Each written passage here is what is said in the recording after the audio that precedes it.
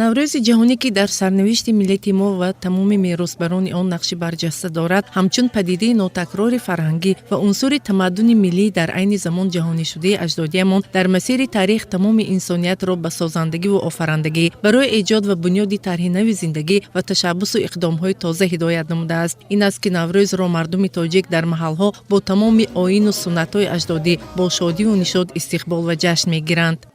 имрӯз мо бо эҳсосу изҳори ифтихормандӣ, шодмонӣ, сурур, бо ҳисси баланди ватандӯстӣ, ифтихор аз гузаштаи пурғановати миллати кӯҳанбунёди тоҷик, ҷашни байналмилалии Наврӯзро дар маҳаллаи кӯҳанбунёди Раззоқи шаҳри Хуҷанд ҷашн гирифта истодем. Таҷлили бо тантанаи ин ҷашн худ гувоҳи он ҳаст, ки мардуми тоҷик аз қадимулайём анъанаҳои миллии худашона пос медоштанд ва фарҳанги миллии худро гиромӣ дошта то ба имрӯз унсурҳои неку писандидаи инсондӯстона фарҳангпарваронаи ин ҷашнро то ба имрӯз ба худ мерос овардаанд.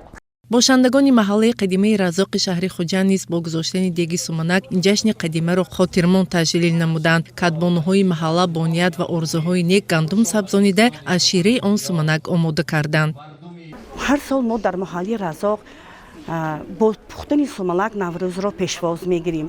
барои пухтани сумалак 2 ҳафта пеш аз ид гандумҳоро шуста ба рӯи табақҳо мерезем ва онро сабзиш карда ва рӯзи ид дар дег меандозем. ва ҷараёни пухтани сумалак 1 шабро дар бар мегирад ва дар гирди деги сумалак ҳама рақсу бозӣ мекунем ба умиди оне ки чихеле ки Наврӯзро пешвоз гирӣ ҳамон сол соли ту хуш мегузарад. дар тантанаҳои наврӯзӣ сокинони ин маҳалла ҳамчунин меҳмонон аз Эрон иштирок доштанд ва бо урфу одат ва анъанаҳои хоси Наврӯз ошно гашта бо мардум хурсандӣ намуданд. барояшон суруди бойчечак ва таоми наврӯзии суманак аҷоиб буд. аз меҳмоннавозии тоҷикон ҳарф заданд ва бисёр хушҳол гаштанд ки миллати тоҷик фарҳангу адабиёту анъанаҳои қадимаро то имрӯз пос медоранд ва ба ҷаҳониён муаррифӣ месозанд. دیروز اومدیم به خوجند زیبا. به نظر من خوجند بسیار شهر زیبایی، ارزش دیدن داره و امیدوارم که هموطنام از ایران بیشتر بیان و خوجند رو حذف نکنن از سفرشون. شهر بسیار زیباییه به خاطر اینکه رود از وسطش رد میشه و باعث زیباتر شدنش میشه. خیلی نوروز زیبا بود، تجربه نوروز در تاجیکستان. الان هم که اومدیم سر پخت سمنک، ما در ایران بهش میگیم سمنو.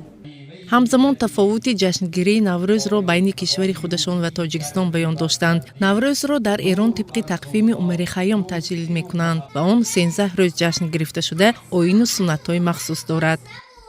دقیق ترین تقویم جهانی رو خیام به وجود آورده، 1 ثانیه خطا نداره و حدود فکر میکنم 10 سال پیش محققین جهانی لحظه زایش زمین رو اندازه‌گیری کردن، دیدن دقیقاً همون لحظه تحویل سال ماست. بله. یعنی تحویل سال درست لحظه است که فصل عوض میشه و لحظه زایش زمینه. ما درست اون زمان رو جشن میگیریم که هر سال حدود 6 ساعت جابجا میشه، میچرخه و امسال هم سال کبیسه بود. تو شما 21 مارچ رو شروع روز رو میگیرید، نه لحظه رو. мавриди зикр аст ки дар замони соҳибистиқлолии мамлакат маҳз бо кӯшиш ва талошҳои асосгузори сулҳу ваҳдати миллӣ пешвои миллат президенти ҷумҳурии Тоҷикистон муҳтарам Эмомалӣ Раҳмон оину суннатҳои деринии ниёгон дубора эҳё гардид. иштироки доираи васеи намояндагони кишварҳои тамаддуни ҳавзаи Наврӯз дар тантанаҳои наврӯзии сокинони мамлакат аз он шаҳодат медиҳад ки воқеан ҷумҳурии Тоҷикистон меросбари асили фарҳангу тамаддуни ориёӣ аст.